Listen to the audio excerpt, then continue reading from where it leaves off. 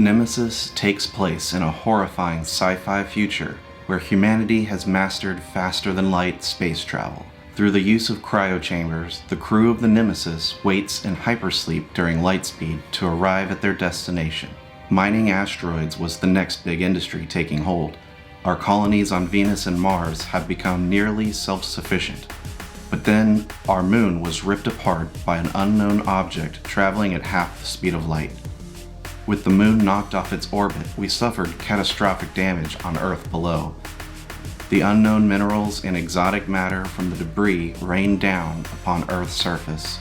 These new discoveries led the business-minded entrepreneurs to capitalize on the benefits provided by these resources. While many suffered, others profited from the destruction.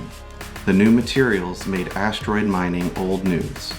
The decommissioned colonizing ships quickly became refitted to perform deep space scavenging missions. These long missions attracted the desperate who had no qualms about spending years in space, hoping to win big by bringing back the next most profitable space material. The crews became deep black whalers lost at sea, scavenging for comets, asteroids, dead protoplanets, and other strange objects found in the far reaches of the universe.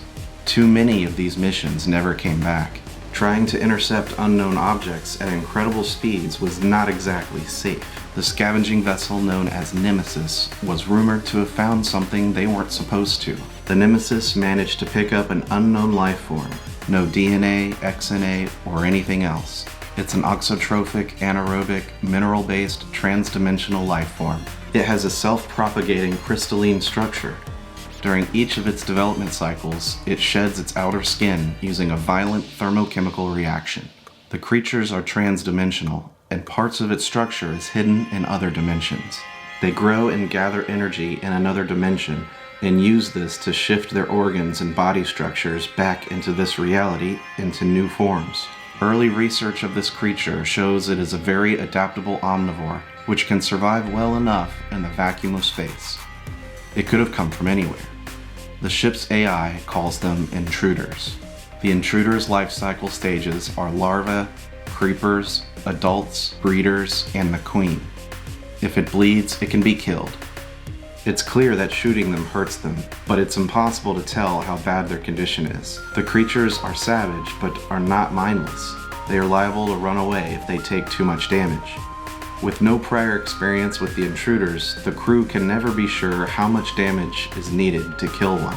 The crew awakens in the hibernatorium at the very center of the ship.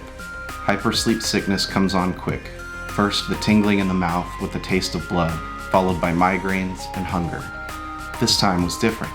A loud, piercing sound assaulted the crew's ears. The ship's alarms are going off, but why?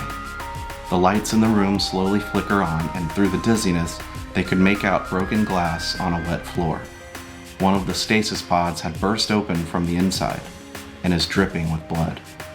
Checking on their friend within, he barely resembles a human, ripped open from the inside. This couldn't have been a simple pod failure.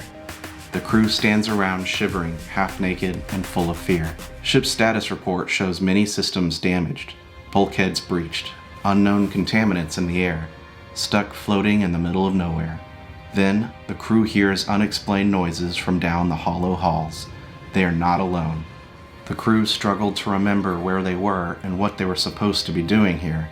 The temporary amnesia from faster-than-light travel and hibernation has set in. Knowing only their names and basic memories, they started to recall basic information about the ship's design. They knew that somewhere at the stern of the ship were 3 engines, and somewhere in the bow section was the bridge.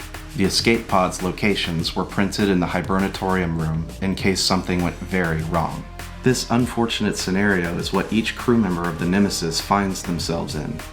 Whether it be the captain or scientist, every decision counts. It's time to keep a level head and follow procedures.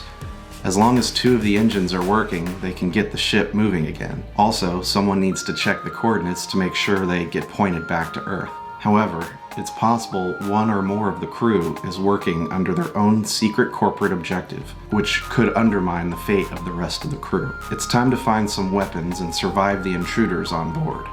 And survive one another. Hopefully the others don't know about the ship's self-destruct timer. Years of accumulated knowledge of space travel suggest that putting a small group of people together in a cramped metal can flying through the unknown for an extended period generates undesirable tensions. To prevent serious conflict among the crews, space corporations spend billions of dollars equipping the crews with implants that create a strong psychic barrier and inhibit direct violence against other humans. For this reason, no one can directly attack each other. Traders will need to come up with more creative methods. The crew explores the ship for useful items like tools, bandages, or weapons. Each crew member has the ability to craft needed items, if they've been able to gather what they need. Each room explored gives them unique options while there, such as activating the fire extinguishers should a fire break out on board. The intruders may have had time to create a nest, which is full of eggs. Perhaps someone should take an egg to the lab to research a way to kill them. Sometimes a crew member wanders into a room full of slime. Without new clothes or a shower, they'll be creating tons of noise that will attract the intruders. Maybe with the right timing or the right bait, someone can trap the queen in a room and airlock it into space. The ship is counting down to the emergency hyperjump protocol, so time is of the essence. Anyone caught on board while not in a proper hibernation pod will become a red splatter on one of the walls. The escape pods are an option, but where is the room to unlock them? Hopefully the trader on board doesn't take the pod and leave the rest of the crew to fend for themselves with the intruders. Someone should find the communications room to send a signal to Earth and warn them of the situation. Unless, of course, the room is malfunctioning again. The intruders can roam the ship and even break down closed doorways. Using the technical corridors, a creature can easily get around and surprise attack anyone unprepared. With too many injuries, they'll have to get to the surgery or emergency rooms to get them dressed. It's too bad the ammunition aboard is so scarce. The story continues for those aboard the ship, but the ending is not written. Welcome to the world of Nemesis.